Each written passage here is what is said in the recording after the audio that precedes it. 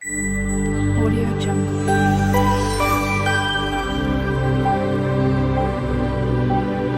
Audio Jungle.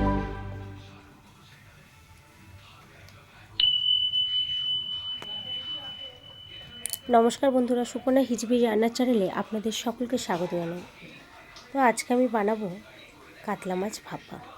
তো যারা কাতলা মাছ ভাপা এখনও খেয়ে দেখেননি তারা একবার হলেও বাড়িতে আমার মতো করে ট্রাই করে দেখতে পারেন। তো রেসিপিটি তাদের জন্য, দেখতে থাকুন, সঙ্গে থাকুন।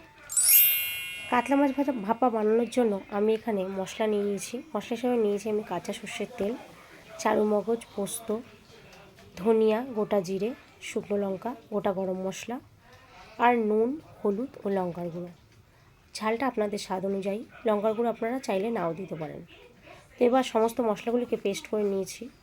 এরপর যে কাঁচা মাছগুলি রেখেছিলাম সেই মাছগুলিতে নুন, হলুদ ও লঙ্কার গুঁড়িটি দিয়ে ভালো করে মেখে নেব। লঙ্কার গুঁড়ি কিন্তু আপনারা আপনাদের ঝাল অনুযায়ী দেবেন বা আপনারা নাও দিতে পারেন, আমি সামান্য একটু দিয়েছিলাম। এবার যে পেস্ট করে রাখা মশলাটি তার মধ্যে কাঁচা সর্ষের তেল দিয়ে এবং এর মধ্যে পরিমাণ মতো নুন ও সামান্য একটু হলুদ দিয়ে ভালো করে মশলাটিকে ফেটিয়ে নিতে হবে। মশলাটি ভালো করে ফেটানো হয়ে গেলে নুন হলুদ মাখিয়ে রাখা মাছগুলি ভালো করে মশলাটি দিয়ে মাখিয়ে নিতে হবে। মশলাটি যেন ভালো করে মাছগুলির গায়ে লেগে যায়। এবার যে টিফিনে ভাপা দেব সেই টিফিনে সমস্ত মাছগুলিকে সুন্দরভাবে বসিয়ে দিতে হবে। তারপর যেই বাটিতে মশলাটা মাখিয়েছিলাম মাছগুলিতে সেই বাটিটি সামান্য একটু জল দিয়ে ধুয়ে ওই মাছ ভাপার মধ্যে দিয়ে দিতে হবে। এবার কড়াইয়ে জল দিয়ে তার মধ্যে টিফিন বাটিটি বসিয়ে দিতে হবে। টিফিন বাটি দিয়ে যেন জলে ডুবে না যায় সেটা খেয়াল রাখতে হবে। এবার তার উপরে আবারও একটি ঢাকা দিয়ে গ্যাসটি একদম লো ফ্লেম করে দিতে হবে এবং এটিকে কিছুক্ষণের জন্য রেখে দিতে হবে।